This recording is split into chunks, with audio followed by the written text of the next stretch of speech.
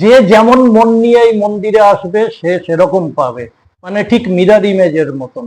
যে খারাপ মন নিয়ে আসবে সে সেটাই পাবে, যে ভালো মন নিয়ে আসবে মায়ের কাছে সে সেরকমই পাবে। উগ্রতারা, নীলা সরস্বতী আর একজটা, কিন্তু এইটা একসঙ্গে ব্যাখ্যা এবার নানা লোকে নানা রকম ব্যাখ্যা করতে পারেন। আমি ব্যাখ্যার মধ্যেই যাব না, আমি একটা কথাই বলবো যে আমাদের গুরুদেব যেরকম ভাবে ওনাকে দেখেছিলেন, ওনাদের পেয়েছিলেন, উনি সেই রকম ভাবেই মায়ের মূর্তি তৈরি করেছেন।